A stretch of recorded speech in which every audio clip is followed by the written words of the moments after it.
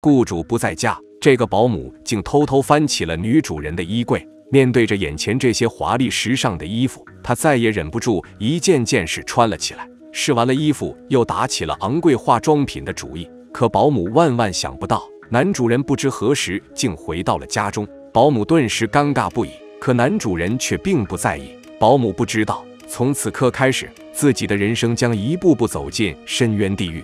3年前，安小丽从闭塞的乡下来到了城里，这座灯红酒绿的繁华都市顿时让她眼花缭乱。暂无去处的安小丽选择投奔到同乡姐妹孙凤家。孙凤早几年来到城里，嫁了个有钱的老公李义清，生活不愁吃穿，有滋有味，着实让初来乍到的安小丽羡慕不已。于是她便向孙凤倾诉自己的苦恼。原来去年安小丽父亲买种子时上当受骗，最后不仅颗粒无收，还欠下了一大笔债。而安小丽此次来到城里，就是为了找到一个工作，好好挣钱，尽快还上父亲欠下的债务。于是孙凤就让丈夫帮忙。李义清在一家大公司担任部门经理，权力不小。他信誓旦旦地保证，等过段时间公司招聘，就会让安小丽入职。而这段时间则让她在家帮忙做些家务，每个月还可以领2000工资。安小丽顿时感激不已，本以为自己未来的生活有了保障，却没想到一场意外很快又让她跌入低谷。这天，安小丽洗过澡后，忽然注意到了孙凤那些名贵的化妆品和衣服。这些东西对于一个农村姑娘来说，无疑是充满了吸引力。见猎欣喜的她忍不住试穿了起来，还用起了孙凤的口红。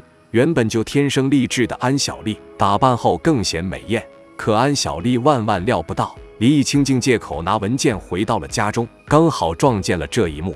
原来李义清好色成性，自从安小丽来到家中后，他就时常找机会偷窥安小丽青春活力的肉体。而这次，他终于忍耐不住内心的欲火。丽丽，你没看出来吗？我喜欢你，丽丽。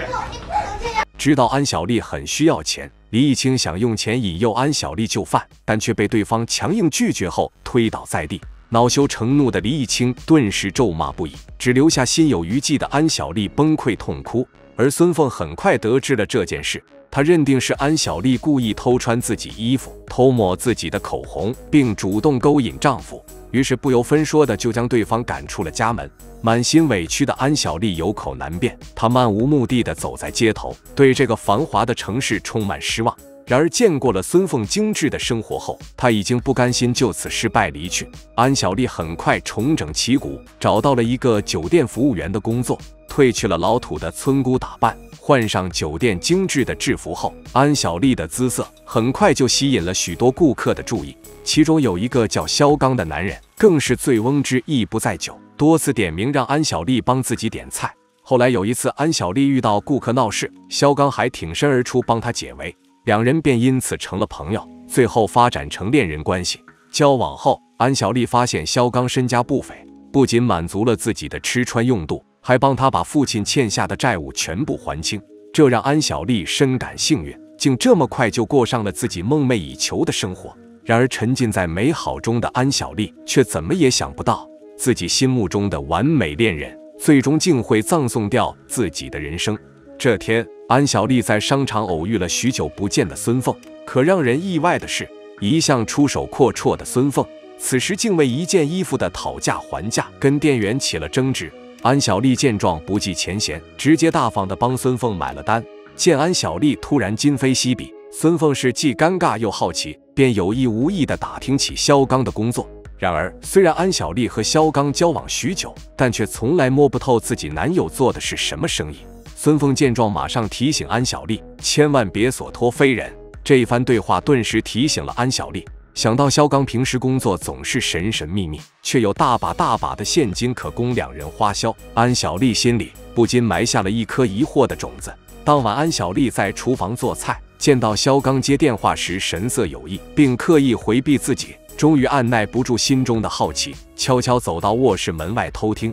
对不起，海叔，最近风声太紧，那些溜冰的都不敢出来取货。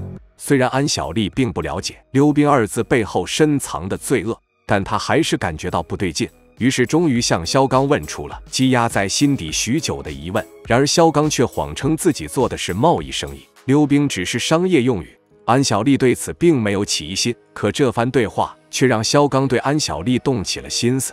想到最近风声紧，但自己女友却是个生面孔，为了尽快卖货赚钱，萧刚最终做出了一个决定。他谎称自己临时有事要出差，让安小丽帮自己送货。在萧刚的极力鼓动下，安小丽最终同意了。但他万万想不到，这次的送货竟是他走向深渊的开始。送货地点在郊区，可越接近目的地，安小丽却越发感到疑惑不安。来到一个年久失修的老房子前，安小丽敲响了门。开门的是一个面色不善的纹身大汉。经过一番交谈后，男人同意一手交钱，一手交货。然而，当他拿着一沓厚厚的现金出来后，安小丽却震惊了。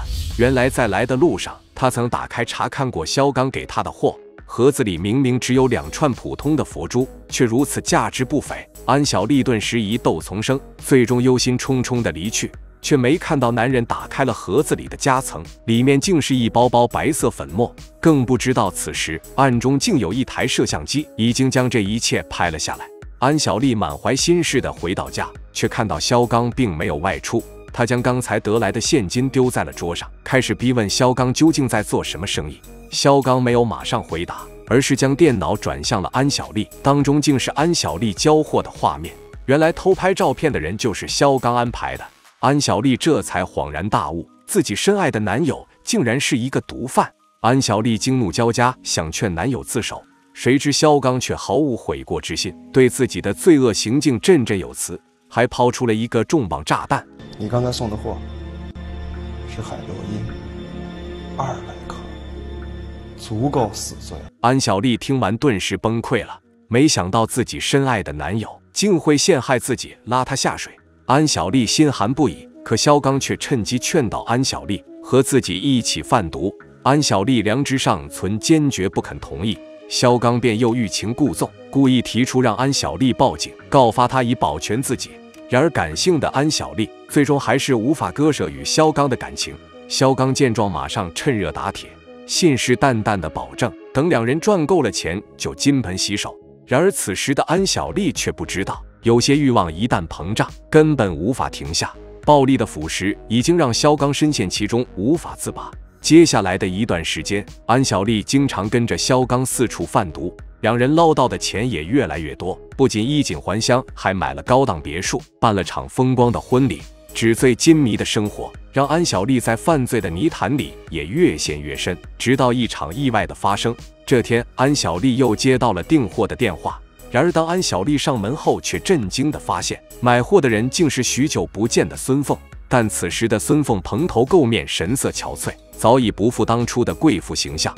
安小丽难以置信，马上追问情况。原来前段时间孙凤的丈夫李义清不仅出了轨，还染上了毒瘾，很快就把殷实的家底败了个干干净净。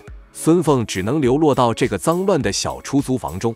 同乡姐妹的凄惨遭遇让安小丽唏嘘不已，马上拿钱救济孙凤。谁知孙凤收下之后，竟开口向安小丽索要毒品。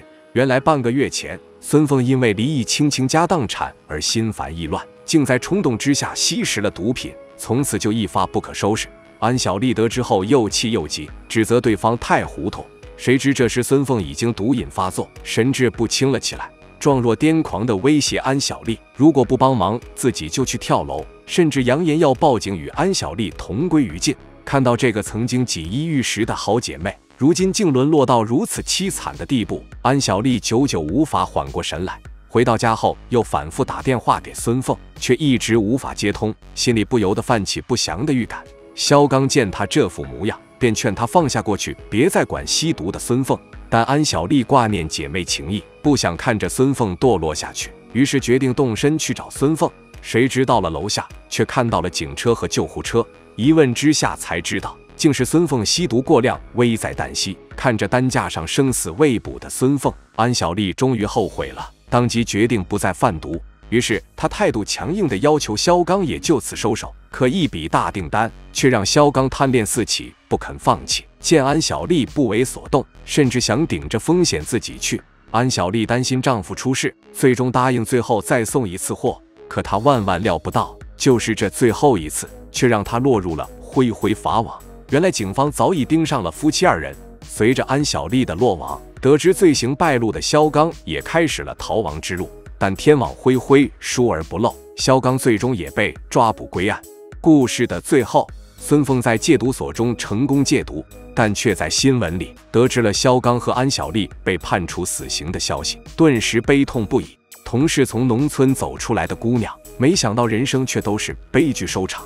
为追求理想生活努力奋斗本无错，但因一时贪欲做出错误选择而走上犯罪的道路，那终点只能是万劫不复的深渊。好了，本期内容就到这里，喜欢的欢迎长按点赞加关注，我们下期再见。